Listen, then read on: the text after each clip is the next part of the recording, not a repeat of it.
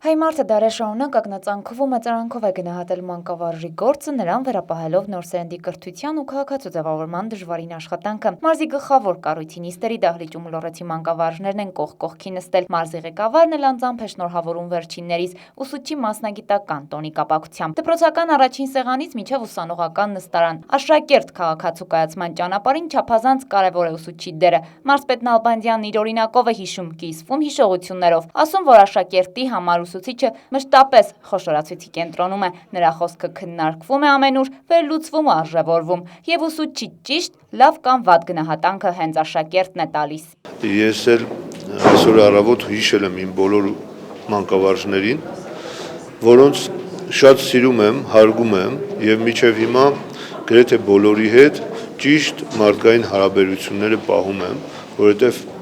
եթե հետ ենք նայում մեր կյանքի ընթացքին, ապա պետք է ասեմ, որ մեր մանկավարժների դերը ցանկացած մարդու կյանքում շատ մեծ է եւ բնականաբար նրանց տված խրատները, նրանց տված գիտելիքը կյանքի ընթացքում բոլորիս է պետք է գալիս եւ շատ կարեւոր է մեզ համար։ Մարզի ղեկավարը շնորհավորեց լոռեցի ուսուցիչներից մի քանիսին նշելով, որ 3100 ուսուցիչների միջև ընտրություն կատարելը շատ դժվար է եղել, այդուհանդերձ պարգևատրելու եւ շնորհավորելու առիթներ դեռ կլինեն։ Մատաղ սերնդի կրթության եւ դասիրակության գործում ներդրած վաստակի կրթական աշխատանքը մեծագույն նվիրումով իրականացնելու մանկավարժական բեղմնավոր գործունեության համար պարգևատրվեցին ինչպես մարզ կենտրոնի, այնպես էլ մարզի այլ համայնքների ուսուցիչներ։ Բավականին ոգևորված ենք,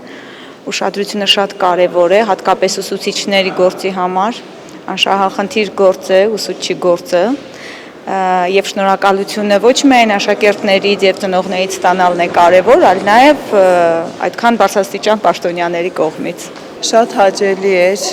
յուրաքանչյուր մանկավարժի ուսուցչի համար հաճելի է, երբ աշխատանքը գնահատվում է։